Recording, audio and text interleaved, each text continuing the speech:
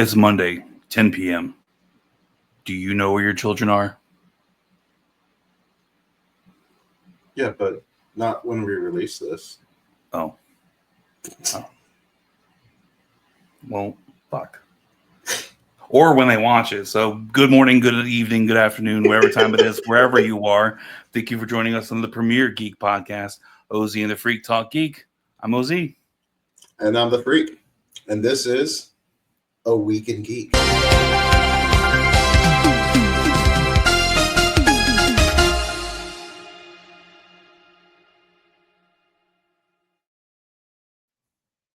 Yeah. That's such a snazzy little deal. I love it. I love it. That's one of the better things that I made up for this show.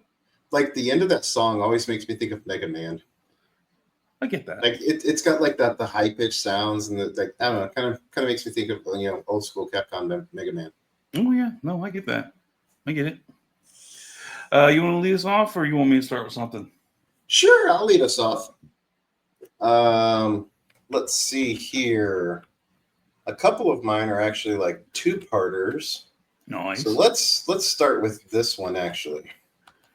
What do I have that? Okay. All right. So getting into my toy here early. Toy of the day.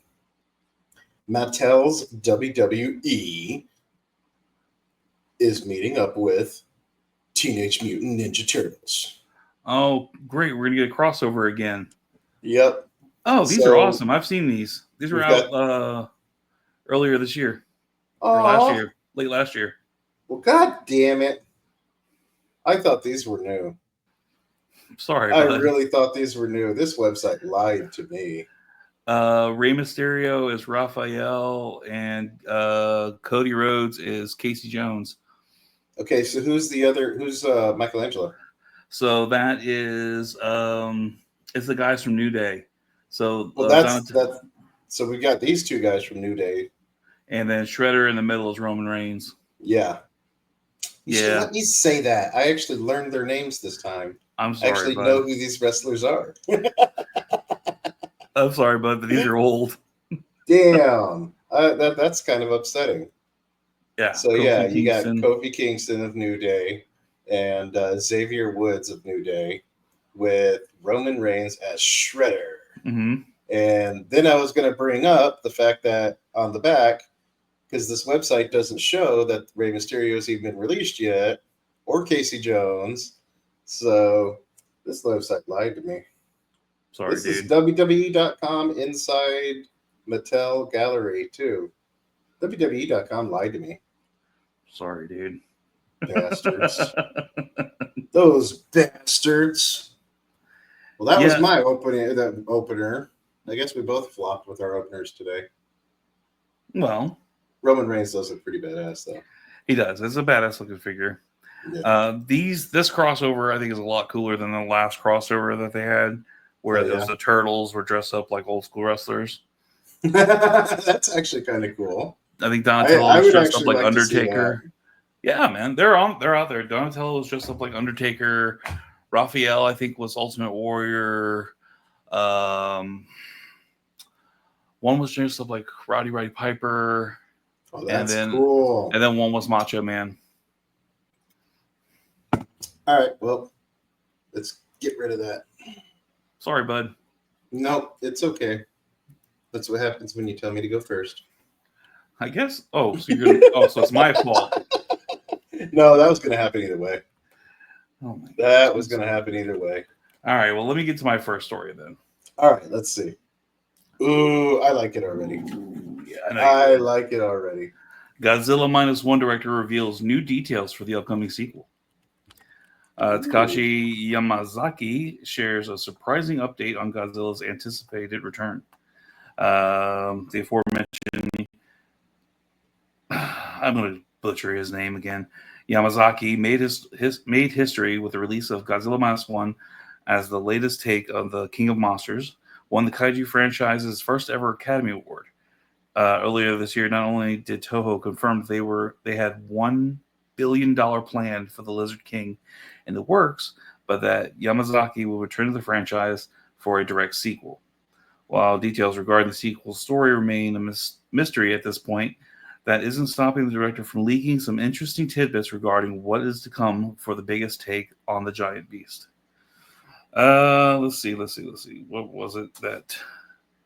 Ironically enough, the new update comes from Takashi in search of new contributors to the film, breaking down job openings that will help bring this iteration of Godzilla to the limelight. Describing the sequel, Yamazaki states the following: "The previous film showed us an unexpected view, and now the task of this film is to surpass the previous one. We are looking for a crew to go with us to subjugate a difficult but rewarding monster.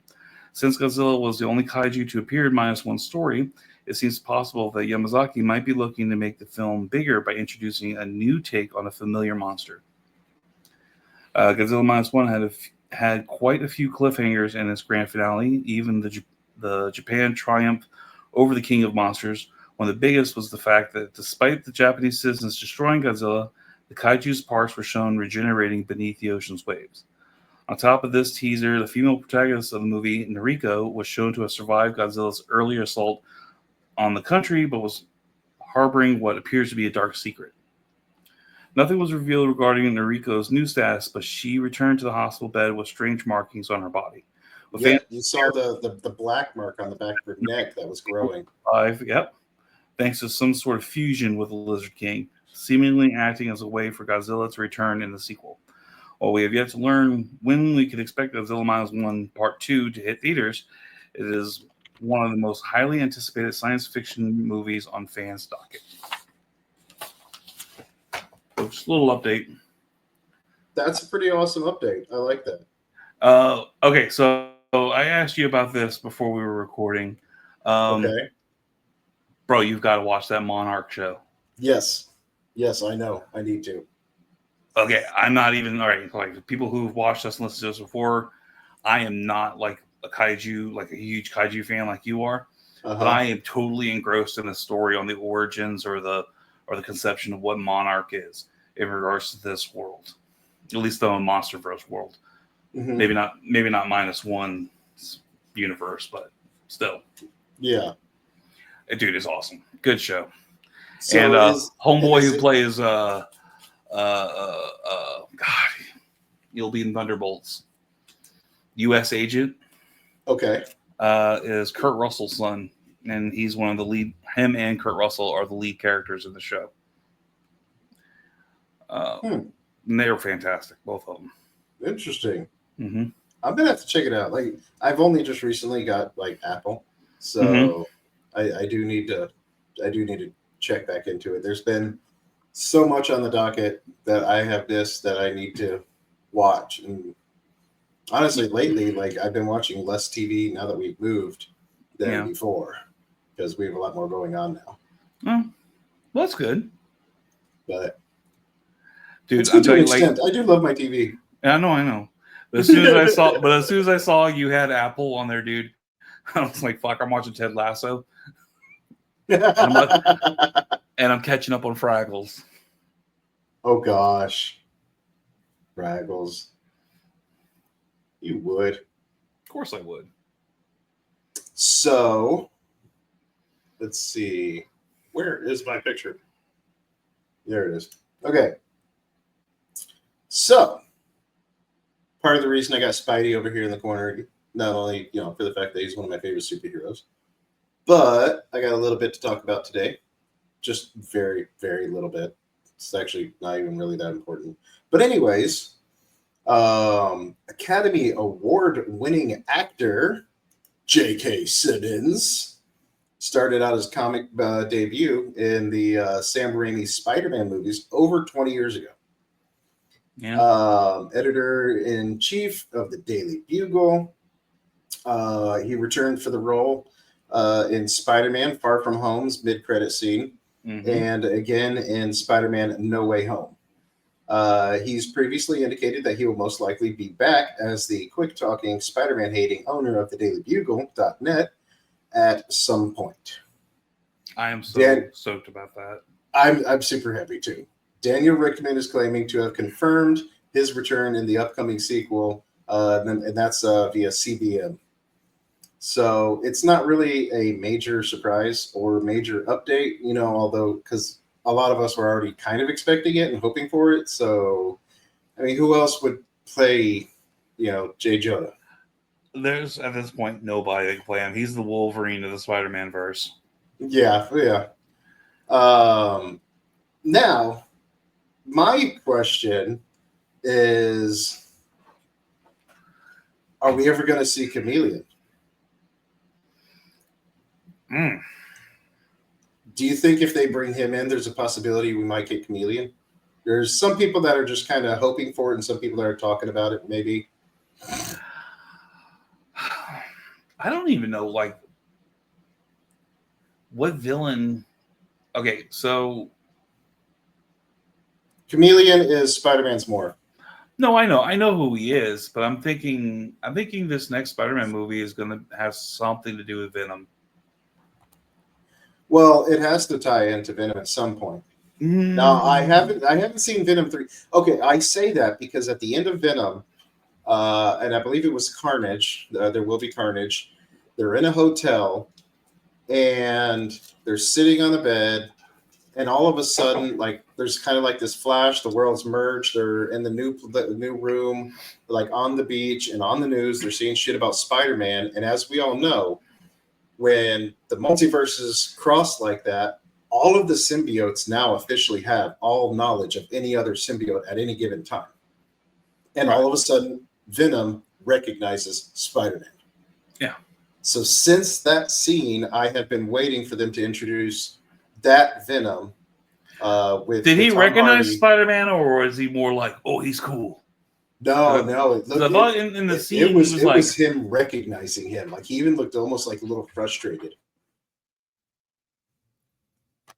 That scene as, oh wow, he's cool looking. So that's it. No. But I do know that a little piece of the symbiote got left behind. So update on Spider-Man 4 though, real quick. Go ahead. Talk about the No. Oh, I was just going to say that Spider-Man 4 was recently pushed back a week, originally from July 24th, 2026 to July 31st, 2026. It's not much. Like I said, I don't have much news here, but no big deal. This. So J.K. Simmons, his Marvel Legend, is like one of the very few MCU figures that I have in my collection. He's the only MCU that I do want. Yeah, and I got him with the Armadillo wave, and I absolutely love. I was like, I don't even know if I would want the animated J. Jonah at this point now.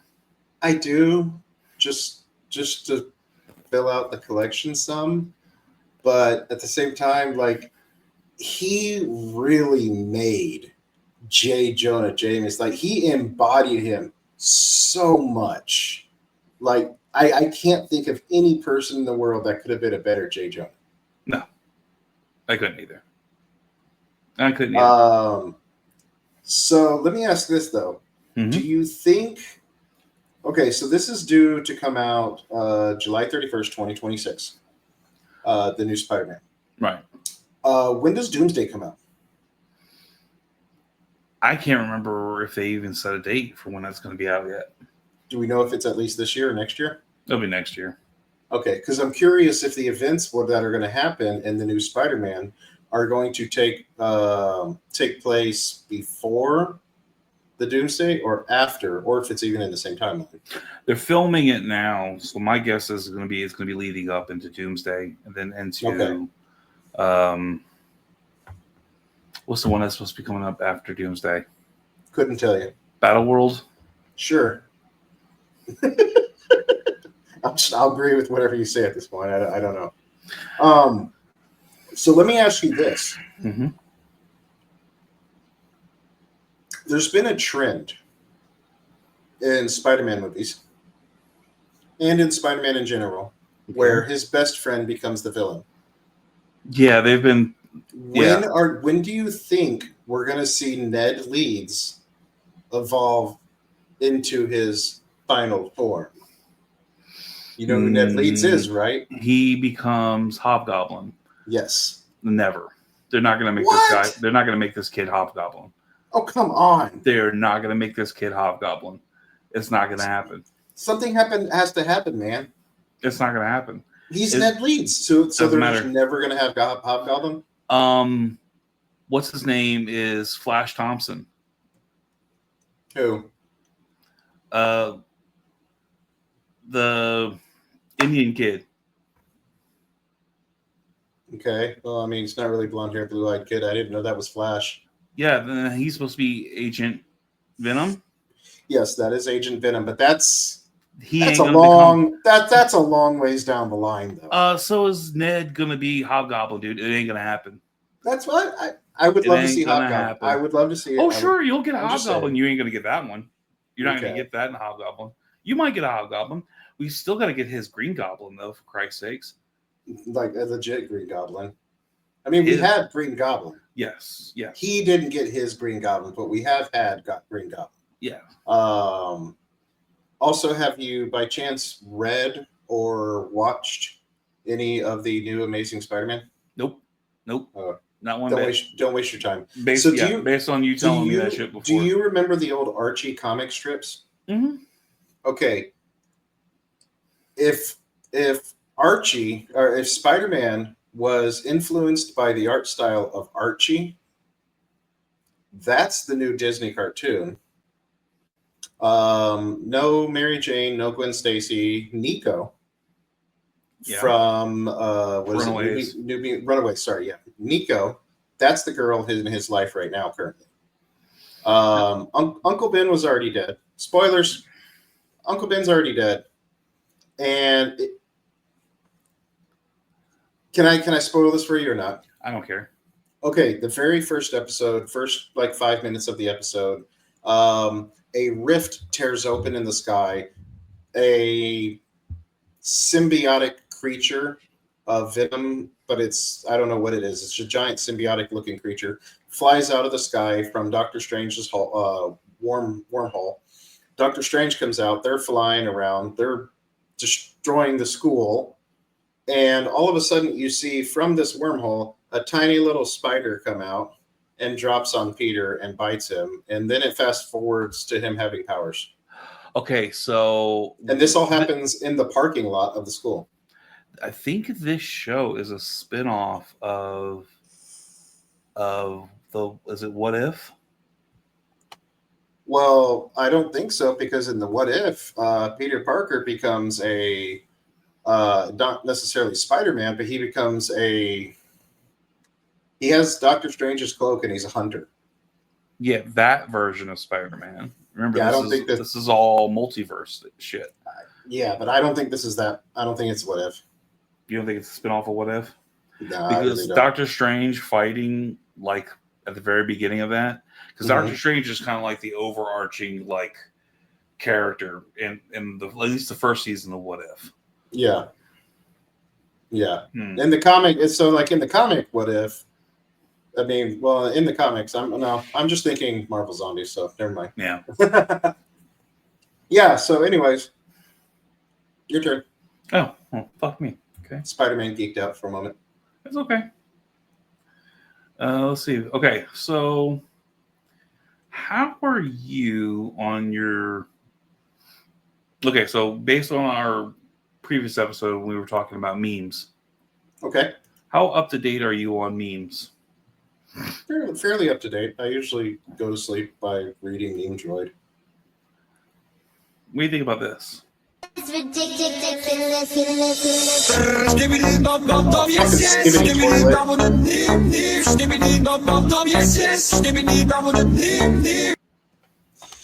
I hate Skibbity Toilet. I'll have you know that Michael Bay is making a Skibbity Toilet movie. I thought you were going to tell me about the Skibbity Toilet from fucking Walmart. They have their own action figure line at Walmart now. I know. I need like one or two of those.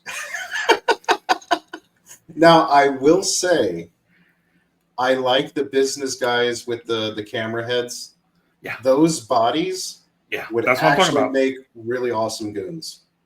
That's what I was thinking. Yeah, those Yeah. bodies would make some awesome goons, but I hate the fact that a YouTube deal of Skivvy Toilet has become that mainstream. I hate it. Yeah. So who's doing it? Michael Bay? Michael Bay is hoping to turn Skibidi Toilet and the Skibidi Toilet universe into the new Avengers universe, Oh a new god, Marvel damn! universe. He is I think he's stepping away from Transformers and trying to make his own Marvel Cinematic Universe. I'm with okay with Skibidi him Toilet. just sticking it out with Transformers, man. Just stay there. You're already fucking it up with all the different stupid versions of Megatron. Yeah. So let's give you a little bit of history in this. Yeah, Alexei Gerasimev created the first Skibidi Toilet video I just showed you, uploaded to YouTube channel the fuck one boom on February 7th, 2023. The 11-second short featured a head in the toilet singing a mashup of Timbaland's Give It To Me and Bicer King's Dom Dom Yes Yes. The universe and story of Skibidi Toilet has since expanded to an epic saga about a never-ending battle between the Skibidi Toilets and the cyborgs with audio-visual equipment for heads. The video series has racked up over 65 billion views on YouTube. All by children. And according to Michael Bay and Adam Goodman, Skibidi Toilet is the future of cinema. Can we start making shit for adults again instead of children? This next generation, dude, is going to,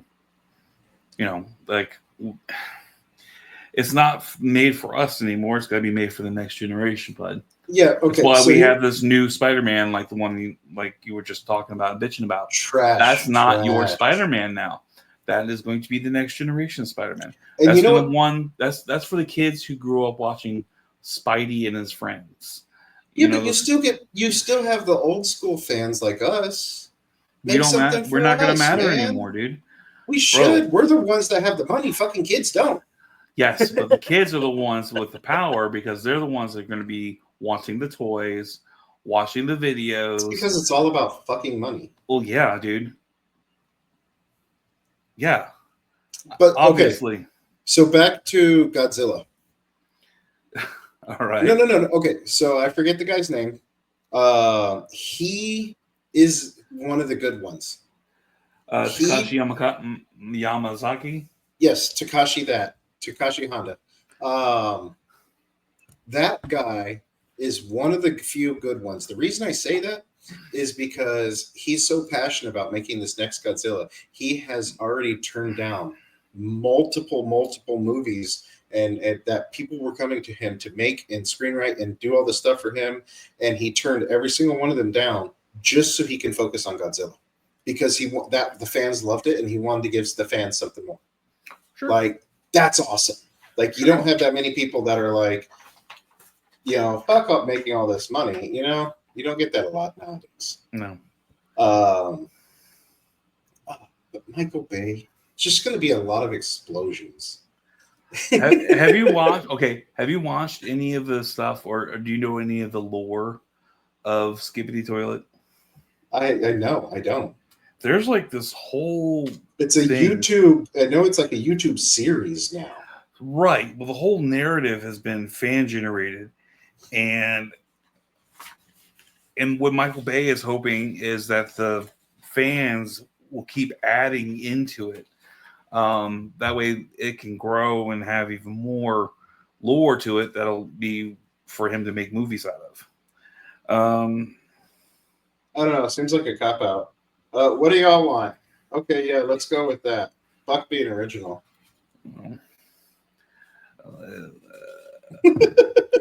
Man, I don't know. Like, this is fucking wild. Like, Skibidi Toilet is all over the place.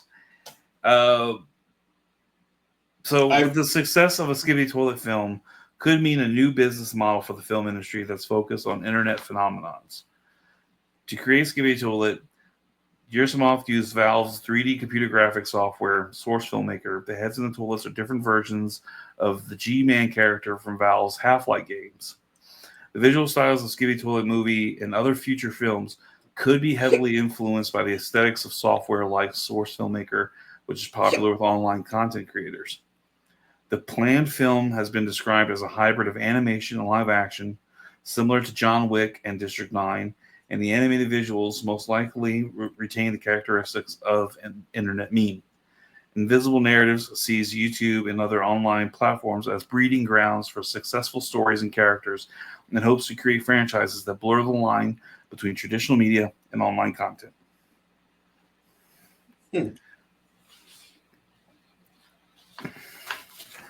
I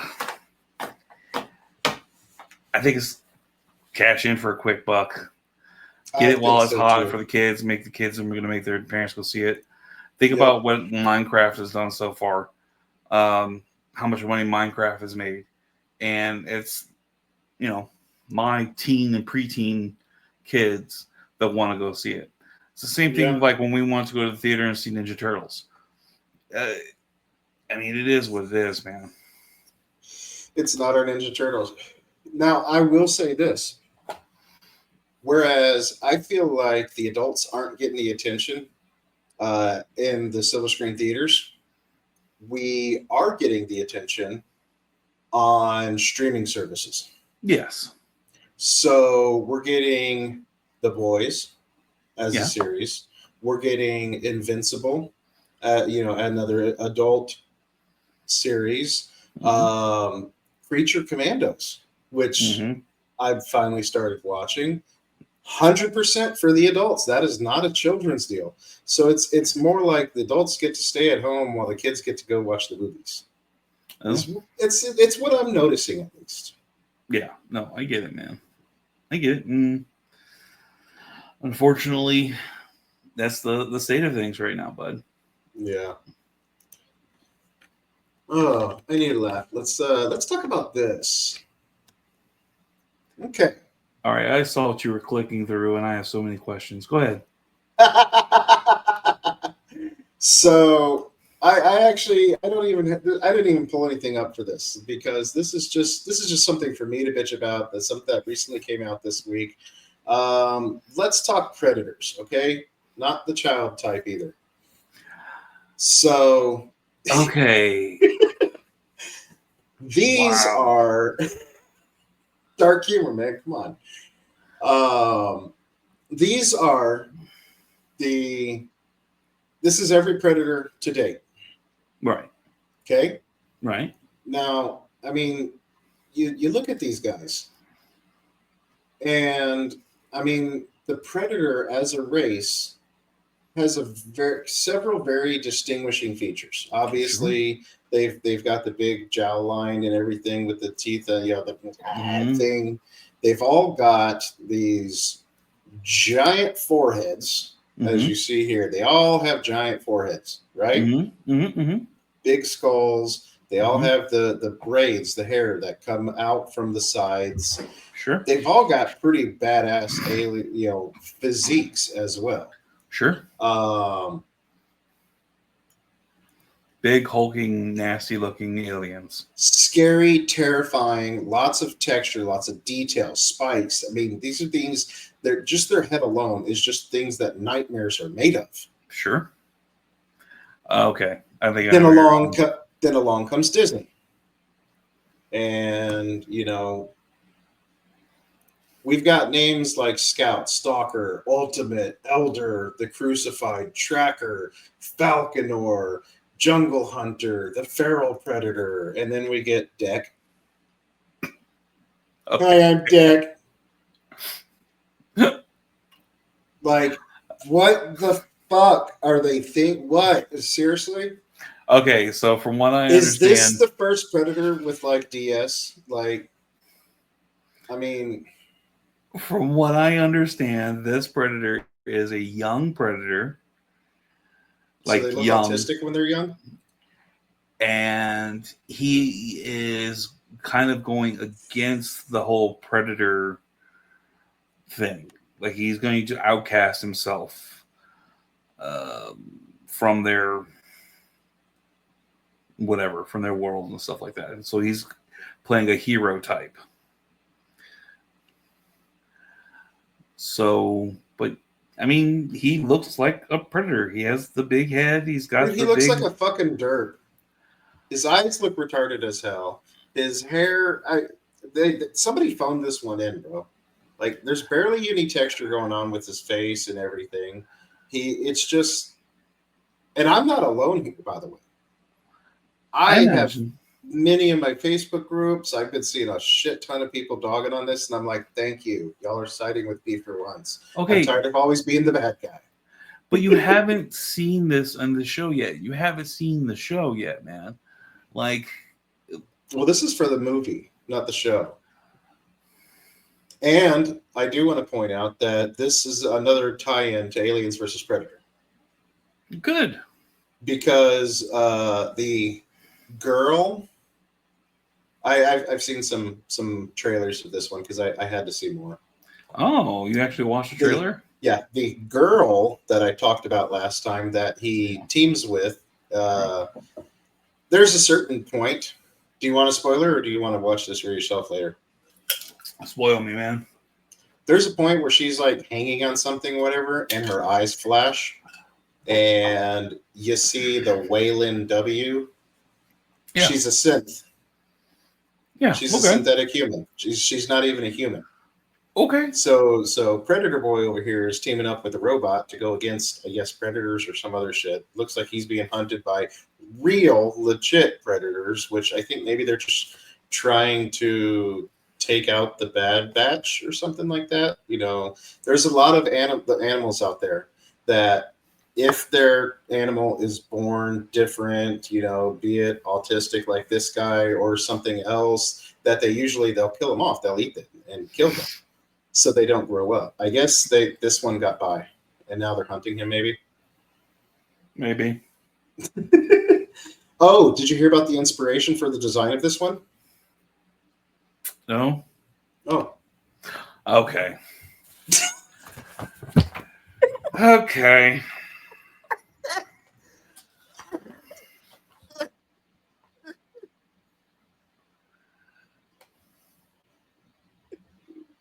no. All right. No.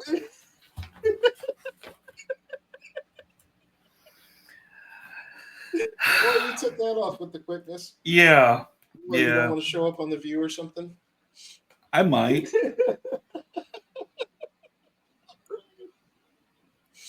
Oh. Your turn. In good sci-fi news, Oh.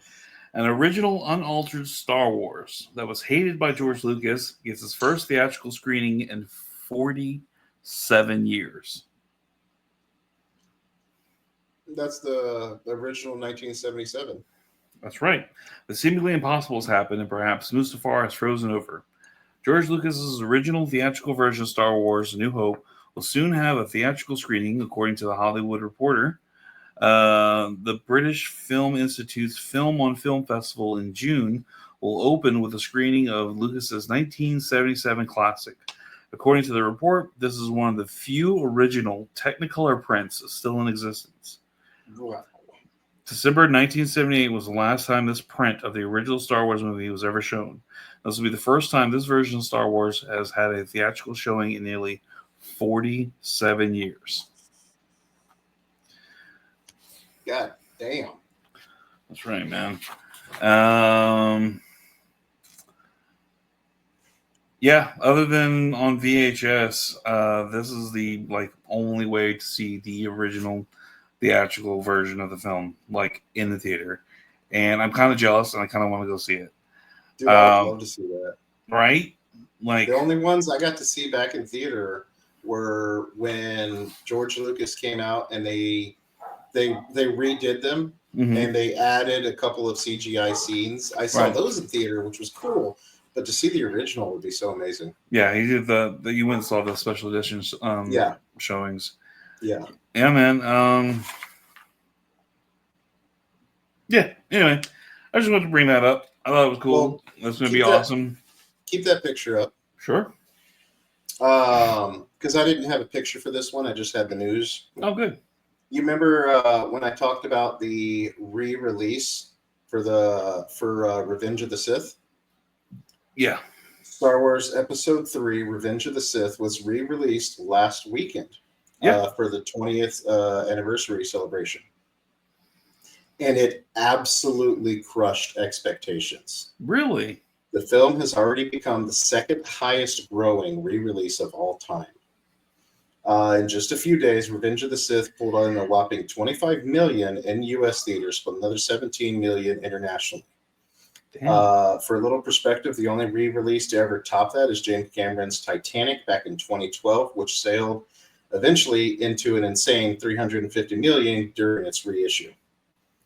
The 20 million movie, their 20-year movie is said to be edging close to 900 million global total before they take it out of theaters.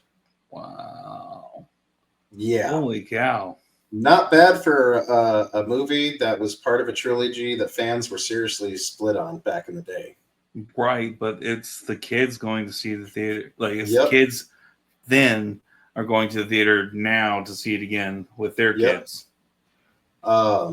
Over time, though, Revenge of the Sith has become a clear favorite of the prequels, and it's currently sitting at 79% on Rotten Tomatoes, easily ahead of The Phantom Menace at 54 and Attack of the Clones at 61, which, by the way, I just remembered something since we're talking about Rotten Tomatoes. In Rotten Tomatoes' top 300 movies of all times, by the way, Godzilla Minus One is sitting at number 19. Actually, I was looking at that list the other day because I had an idea for an episode of ours to go over like the top 100 movies of all time. But I found so many different lists that have so many different, like the same movies, just in different places. I kind of wanted to like go over those, or at least one of those lists, and see where we are and where we would place it. Just kind of a filler episode. I think that'd actually be a pretty cool episode. 'Cause You know what won't be on that list? Mm. The most recent Snow White. Yeah. That won't be on there. For about almost 20 years now, Dragon Ball Evolutions I saw was that. one of the lowest rated films on there, and now Snow White has beat it. That's pretty bad, man. I reckon That's- like that's- the French fried taters. Pretty bad. Yeah. But yeah, so Star Wars is still doing pretty good. They definitely have a lot of money coming in with doing re-releases like that. And once I saw that Star Wars deal pop up, I thought that's what you were about to start talking about. I was like, dang. Nope. Okay, so you've got Disney Plus? I do. Okay. Have you started Andor season 2 yet? No, I've got Hulu and I haven't started it either, too. Oh. So right now, in the evening time, if the old man sits with us and eats dinner with us, we're currently watching Castle Rock.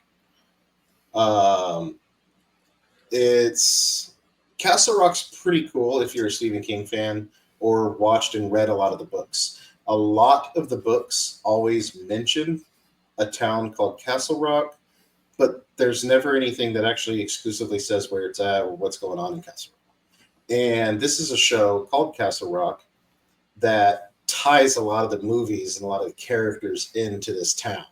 The first season was talking about Shawshank prison and a bunch of stuff that happened there in the town. Like, it's pretty cool. Mm-hmm. If you read any of Stephen King's stuff, it's all interconnected. Yeah, I've read several of his. And it's really cool, too, because we're just looking for, like, the little Easter eggs here and there. And I totally called out what season 2 is about because of the different things that they were talking about. Mm-hmm. Season 2 is pulling together a lot of Salem's Lot and Misery. Ooh. As Annie Wilkes is the main character. Nice, dude. So I do have something I did want to mention that you really cut me off early. I was going to lead into this from the last deal, the Predator one. Have you heard of Alien Earth yet? Yes. Okay, so the aliens are going to be on Earth. This series. Yes. They have been talking about this. Noah Hawley's Alien series for about 2 years now. Mm-hmm. And it's finally coming to FX. This summer. Nice. This summer, FX has, and they've recently released a new trailer. And I'm not gonna lie, this podcast has made me do it. I'm starting to go against it, and I watched a teaser trailer, and the reason I watched the teaser trailer was because of what I was reading about the show. For starters, it's a show; it's not a movie. Right.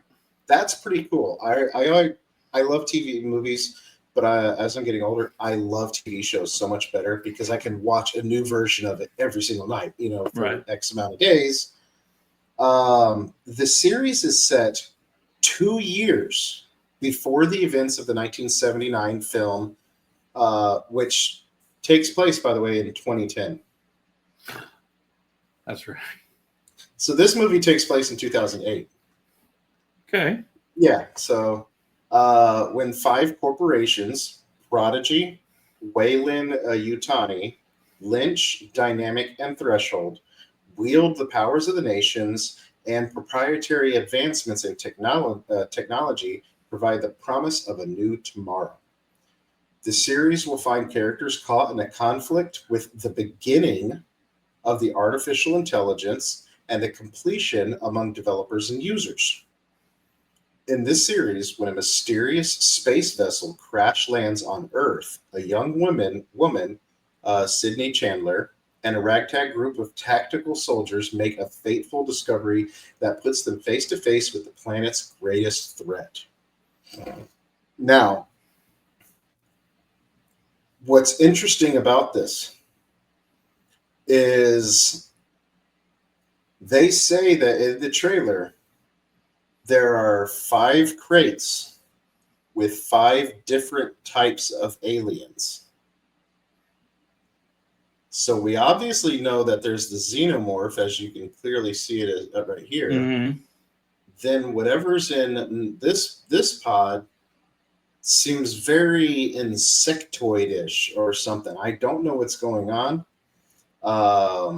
We haven't had many looks at the different types of aliens that are expected to see in this, but I'm just giddy as all hell over here.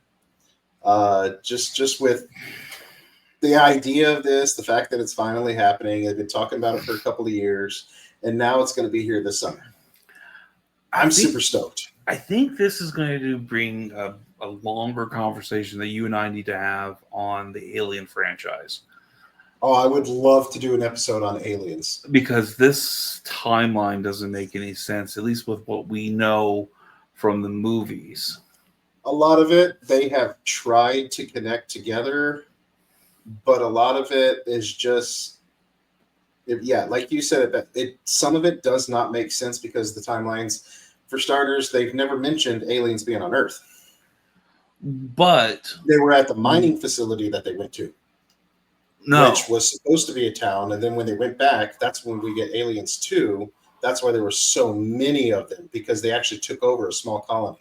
LV-426. Yes. But they were... Where were they? No, they had a distress signal, right? In the first movie? In the first movie, they had a distress signal. And that's where the alien came from. And that was LV-427 or... Mm-hmm. It was a different number. Different number. That was a different planet, yes. Right. And that's where we saw the first Sigourney Weaver and the first xenomorph. Yeah, but also the big huge guys. Huh? The creators. That was Space Jockeys. Yeah, no, that was but we saw Space Jockey in the first movie. Yeah, you saw the big giant cannon looking thing, because to us at the time it looked like a giant cannon with a guy sitting there. Right. And that was the first time we saw the Space Jockey. Mm-hmm. So you see at the very end of Prometheus. But the robot, what was his name in the first movie? Dave. The first movie was man. Can I dream? It's not Bishop. Yeah, it wasn't Bishop. Ash. Ash. Bishop was the second robot. Right. Ash knew to collect the alien from the corporation. He knew he had to do what he had to do. Yeah, because you see in the last movie, there was a video of Ash. Ash was the robot. Which I haven't seen yet. Alien. Okay, so I started to watch it.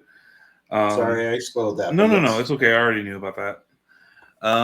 Okay, it might fit because even though they didn't, the corporation had the aliens, and if they knew that there was an option to get more of them, so this might work in their timeline. Okay, I'm so the Alien movies in chronological order, the ways they should be watched in which they, I guess, come out. Prometheus, Alien versus Predator is technically before Prometheus, I guess, which doesn't make sense. But that I'm just reading this: Alien versus Predator, Requiem, then Prometheus. yeah, no, yeah. But That's true because we only had that one scene at the beginning of the creation of life on Earth, and the rest of the movie was when Wayland was about to die. So yeah, okay. So this is saying that the xenomorphs necessarily weren't created during Prometheus, but prior to that. In order for them to be, that's what I'm saying. I want to go through and watch all these again. So after Prometheus, you get Covenant, right? Which the events of Covenant lead to what's happening in Alien. Then then you have Alien Romulus, which takes place between Alien and Alien 2. Aliens. And that's the most recent one that came out. That's the most recent one. Right. That's the one that I mentioned that where has that was in the Ash. timeline, yeah. Correct. Then it's Aliens, Alien 3, and then Alien Resurrection. So that would be the timeline, apparently, in order to watch it. And if you watch it this summer, basically, I'm guessing watch Alien versus Predator, Alien versus Predator Requiem, Prometheus, Alien Covenant, then Alien Earth, then Alien Romulus, and so on. Because Alien Earth takes place before Alien. Yeah, that makes sense. That fits. Yeah. So I'm really curious to see what they're going to do. They say it's going to be gory. They say it's going to be awesome. I'm super stoked for this. All right, let's have an Alien episode on the docket. Okay, let's get that going. Alien v Predator. Let's just go with both of them. Okay, we'll do the whole cinematic universe. I don't know if we can do that in one episode. That's a lot. We push it sometimes as it is. Right.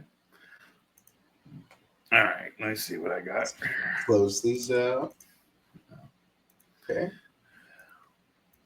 Ooh, excuse me a second. Yep, because I got 2 left and they both kind of connect together. I've got 2 left too, and they do not connect together. What is that? So this is from a show called Hell of a Boss, which is I already like it. Which is a spinoff of Has Been Hotel, which Has Been Hotel is on Amazon Prime. I highly recommend checking it out. It's about Has Been Hotel is about the daughter of Satan trying to make demons be better, and they go up against angels in heaven and their dicks, and it's very queer and it's very musical, but the animation is fun. The characters are fun. It's very dirty, raunchy. When you say queer, do you mean weird or no? Gay. Okay. This is a spinoff of it call Hell of a Boss, which is about these 2 demons on either side working for another demon. The Helliverse has had a hell of a week. Creator Vivian Medrano shared that not only is Hell of a Boss coming to Amazon Prime to join the residents of the Has Been Hotel, but it would also still air on YouTube for the fans who witnessed Blitz's story on that platform. While everything is looking peaches and creams for the employees of IMP, the web series has confirmed that it will see a major shakeup in terms of one of its characters in future installments. Whilst the shakeup does involve the main cast of the series, it does involve a fan favorite supporting character with a big role to play in the underworld. The big announcement came from voice actor Rochelle Diamante's TikTok, sharing an update that she would be taking on the role of Beelzebub from Kesha, who previously filled that role. Today I have bigger news. I can't stop smiling. Kesha did the speaking voice for Bee, and when I've been told she is no longer continuing the character. However, I have been offered the opportunity to keep the character on the show and continue her iconic ways. I'm very excited to continue the character and bring you the same character that you've fallen in love with. How many fucking times does she say character? I'm not even going to read this anymore. So earlier this week, the official YouTube channel for the Helloverse, Vivzy Pop, shared a special crossover that brought together the residents of Hazbin Hotel and the main characters of Hell of a Boss for the first time. While a crossover special hasn't been confirmed, the idea that all these characters will meet down the line has become more and more possible. Yeah, I'm actually surprised you haven't seen or heard of this show. It's fucking funny as shit. Hell of a Boss. Interesting. Hell of a Boss. You can watch the whole first season on YouTube. It's really fun. Hazbin Hotel is a lot of fun, and it's on Prime. It's weird and kooky and funny and gross, and it would be right up your alley, I think. I'll have to check it out. It actually looks pretty cool. Yeah, it's not gonna lie. So I've got a two-parter here. Okay. One is, it's a 50-50 right now. It could be good. It could be great. It could be horrible.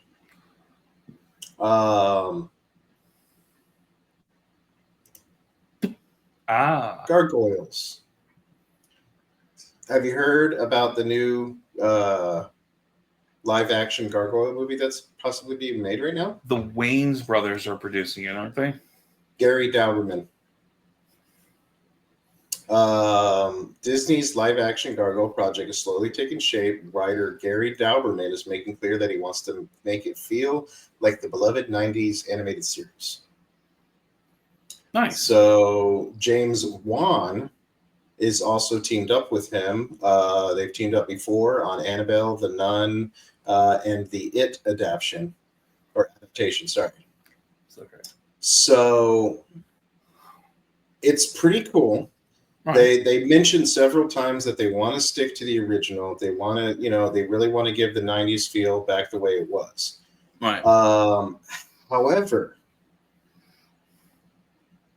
hearing that Dauberman wants to capture the same vibe is very encouraging, but there's a twist that has been really raising some eyebrows right now. If what he said was to the T of what he meant. And what he said was, based on the cult classic Disney animated series, Goliath is the last of a heroic race of gargoyle warriors who once lived amongst mankind. Free from a centuries-long curse that turned him into stone, Goliath struggles to solve the mystery of his past while watching over modern-day New York City alongside police detective Elisa Mazza. What's wrong with that? The last one. Yeah. No talk of Brooklyn, Lexington, Broadway, Hudson, Bronx, anybody. Goliath being, if he states that he wants to bring the nostalgia back to the 90s fans, but then he turns around and says that Goliath is the last one. The only twist there would be it's like one of those at the end of the movie, he finds his brothers, some shit like that. That's exactly what would happen. That's exactly what's going to happen. Okay, they're not going to do gargoyles. Do you still want to see a whole movie, though, with just Goliath? He could carry a 2-hour movie by himself and then at the end find the rest of them. Yes. Absolutely. Yes. Okay. He can. Okay. He can, and then he'll be all like Batman, be all mopey and sad and angry. Yeah. And then at the end, they'll find him, or we'll if anything, we'll see one more. We'll see probably Brooklyn was a dog one, wasn't it? That was Bronx. Bronx Yeah. will come up and like lick his face, and then be like, and then Yeah. Brooklyn had the long snout. Lexington was the tiny little one. Hudson. Hudson was the kind of chubby one, I think. Oh no, Broadway was the chubby one, and Hudson was the old man, I think. What's the old one? Yeah. Now, what was the female one? Demona. That's right. Yeah, and then what's I'd his say face? If they Then don't, they had the metal one too. right. If they don't have Jonathan Frakes come back and play Xanatos, I mean, opportunity missed. Who? Jonathan Frakes, Drawing a blank. Commander Riker in Star Trek Next Generation. You gotta give me something other than Star Trek. Oh, fuck me. What's his name? Jonathan what? Frakes. Frakes. Oh shit. Okay, yeah, no, yep. Yep. He looks just like Xanatos. Right. Yep. Okay. Be a nice little homage back to the original animated series. Yeah, no, I definitely see that one. So let me pull this up too, since we're talking gargoyles. Sure. Have you seen this crossover? I heard about it, but I haven't seen it. And I have something I want to say about Fantastic Four, but go ahead. So Fantastic Four and Gargoyles join forces in an upcoming crossover for the comic books. The comic is about two iconic teams, despite their drastically different origins. Both protect the world in their different ways. So in the crossover, the members of the Gargoyles are invited to tour the Baxter Building. Everything's good for about 5 minutes or whatever, and then Cold Steel and Annihilus start stirring shit up, and it forces the two squads to basically unite or fail. Here's another image that we get of this. Wait till we. There's going to be some really kind of like joke about the Thing being one of their brothers, and it's still turned into stone. Well, I mean, if that's the case, then the Thing's ultimate form isn't canon. You've heard about the Thing's ultimate form, where he actually breaks out, and that the Thing's rock hard exterior is actually like a chrysalis. No. Oh, dude, you got to check that out. It's a canon. It happens, and he breaks out of his shell. He looks like Ben Grimm, his normal self, but he's like purple and blue, like with all this light emanating off of him and his glory, and he's incredibly OP powerful. Yeah. No, thank you. But I don't really have much on this other than the fact that The it crossover will is be happening. out. But let's see. It's currently out October 2025. But if you're itching for a sneak peek, you can check out Gargoyles Demona #0. It'll be a free Comic Day 2025 release. Nice. Which is May. Don't catch me lying to you. I think it's in May. Soon. Yeah. It's like May. I think it's May 4th again. I don't know if it's May 5th or May 4th. Hold on. I'm looking it up right now. May 3rd. We were both off. Hey, we were right there though. Okay, so forget on book Saturday, day. May 3rd is next weekend. Or this weekend. This weekend. Let's report back what we get from Free Comic Book Day on our next episode. Yep, I got a couple places nearby. I'm gonna have to hit up each one of them. Same. So yeah, that's really all I've got. Unless you want me to mention something else, and then you can end this. Well, while we're talking about Fantastic Four, Okay. so I wanted to have something on record. I know how Fantastic Four First Steps is going to end. Ooh. How? And I wanted to have it on record. Now, this is going to be purely speculative, just based on what I've seen so far with the trailers what I think is going on in the MCU. Okay. So I kind of wanted to have this as kind of like a time capsule. Because if I'm Okay. right, Doomsday, yeah. then Mhm. okay. Let's hear it. Okay. Sue Storm is pregnant in First Steps. She is pregnant with Franklin. Mm-hmm. Franklin Richards is a mutant with the ability to alter reality. Reality, which, yeah, as we all know in the comics, he does that, and he literally creates another world and has to destroy it. Yeah. So Galactus is going to destroy that Earth. Mm-hmm.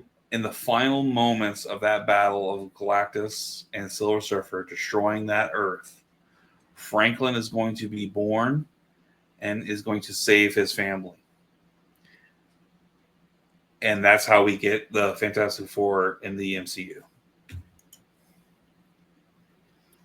This being an alternate universe explains the variant Silver Surfer. Mm-hmm. Yep. And she really was a Silver Surfer, Yes. which is why I'm not upset about this at all. Yeah, Like, yeah. I've talked to some of my friends, and they're like, of all the shit you get pissed off at, you're not pissed off about them making a female Silver Surfer? All right, why not? Why? She's a real person. She was a real character. Yeah. I'm perfectly okay with this. Sure. I wasn't perfectly okay with Captain Marvel. She wasn't the original Captain Marvel. No, she was not. Yeah, so why start with her? See, that doesn't make sense. This, especially what you just portrayed, really makes sense. Yeah, I would love to. I really hope that what you're talking about is true. I really think and I kind of hope I'm wrong, in a sense that that I didn't just suss out this whole fucking movie before it came out. Yeah. Like I said, I really do hope I'm wrong. But if I'm not, I'm kind of glad I have this here. I hope you're right, to be honest with you. I really do. I kind of hope they do something more. Yeah. Because the way I just laid it out, it's a cop-out. Yeah, but it's also pretty close to what happens in the comics. Yeah.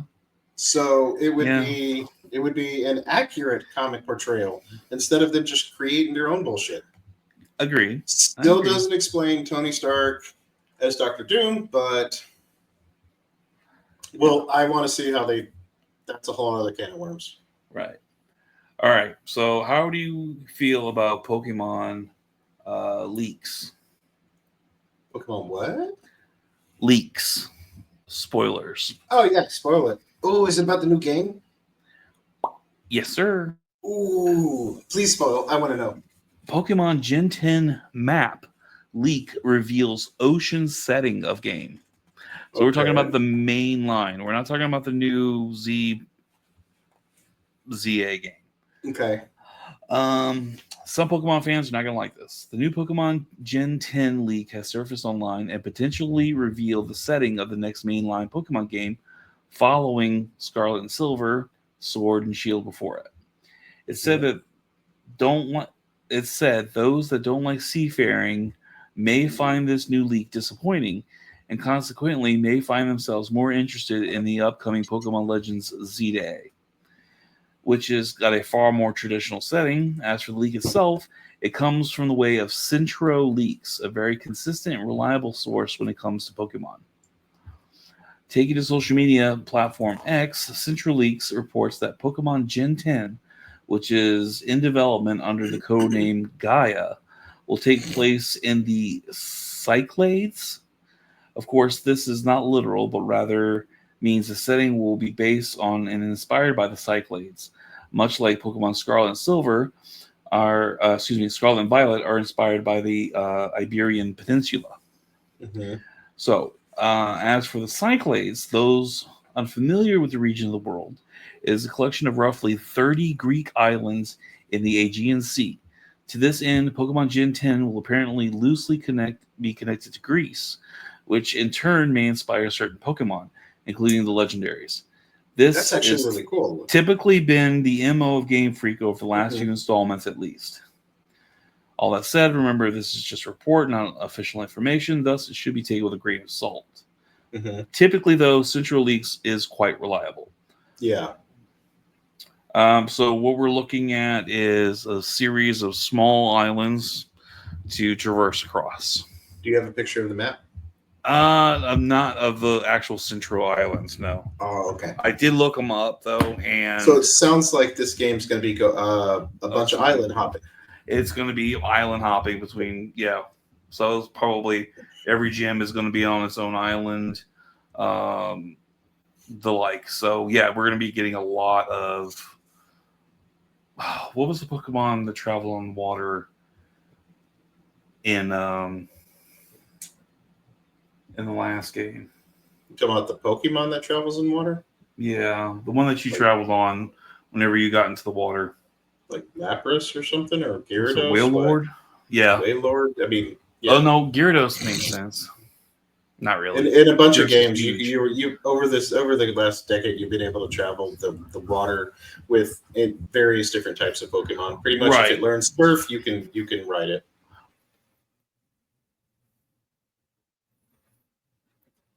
Oh, you there? I don't know if we lost you there or not. Your screen froze, so I'm good. Okay. Okay, so I'm kind of hoping that we get kind of like a Wind Waker thing, where we have like the protagonist like on a boat instead of just riding a damn Pokemon around the whole time. Okay. I mean, half the fun to me is kind of being on a. I hope that at least the option's there. Right. I hope the option's there. And I get it. Like, I mean, we rode on the back of that motorcycle Pokemon and Scarlet and Violet, and I'm just like, ride on and everything. Yeah. I was like, okay, like let's go back to the bicycle and let's not use Pokemon for labor like this. Well, it's not only that, but there's a Pokemon before that already that looks almost exactly like that you literally ride like a bicycle. Yeah, like I know. I mean, it's a dumb. I hated Scarlet and Violet. I wanted to enjoy it so bad, and you get all the fucking crystal shit and everything on their Terra heads and stuff. Like, it's dumb. Don't do that. Give me some like Gigas and Max or Pokemon. Make them awesome, make them cool, but don't put like goofy shit on their head. Don't bedazzle my Pokemon. I don't need my Pokemon looking like a pair of Reba McEntire pants. Jesus Christ.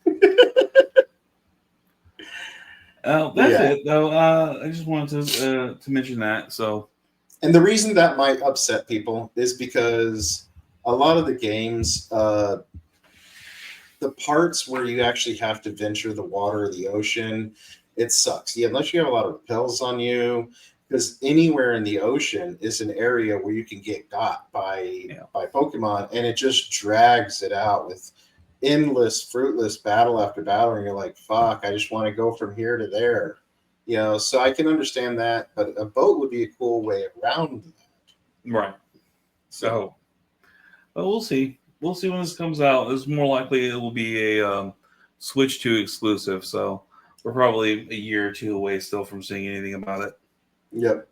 So, to close, I have my obscure superhero of the week. Is that what that is I'm seeing down there?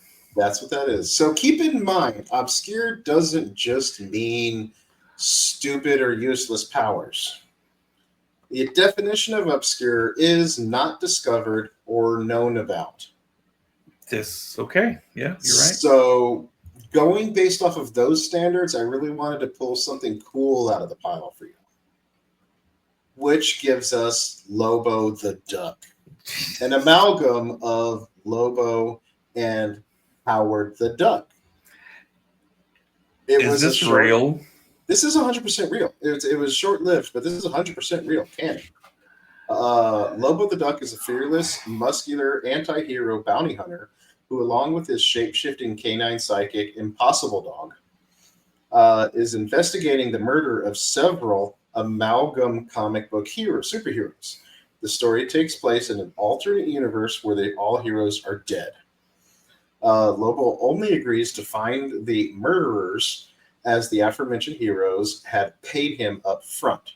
And soon begins the investigation. So you've got Gold Kidney Lady, Dr. Bongface, and various other supervillains before he realizes, the end of the world is about to begin, and he's the only one that can stop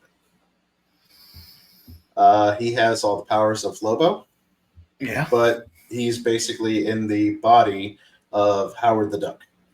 And this takes place in Earth 9602. Okay. Yeah.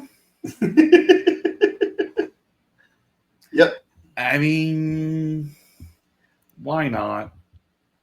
Here, I Okay, got there this we one for go. you too. Yes, yeah. Holy shit. So yeah, it's notice the Yeah, okay. Amalgam Comics. Yeah, it's Amalgam Comics.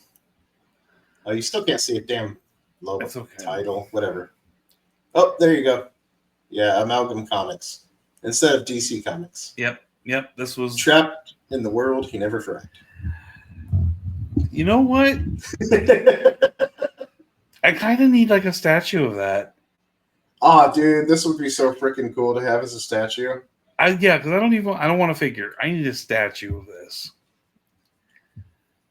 Okay, so let's check this out. So he has to investigate the murders of many characters, including but not limited to Doctor Strangeface, Super Soldier, Dare the Terminator, Spider-Boy, Skulk, Dark Claw, which you actually know Dark Claw Batman, from the Wolverine. amalgam, the Batman Wolverine, Speed Demon, and more. So yeah, let's see. Okay, wait, who wrote that or who drew So we've it? got Grant, Samix, and Chrising. I'm not familiar with any of them, to be honest with you. Me either. But Okay. you see all the dead bodies he's standing over? I do. Yeah. All right. So check out Lobo the Duck if you ever get a chance to. And yeah, that's all I've got.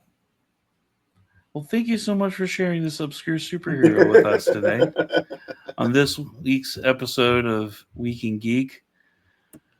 If you have an obscure superhero or you want us to cover any kind of weird bat shit from comic books, please drop us a line, hit us up on our DMs. We're all across social media, OATFTG, Ozzy and the Freak Talk Geek, everywhere on social media, X, Instagram, Facebook, TikTok, even Blue Sky. I still need to check out Blue Sky. It's about to die.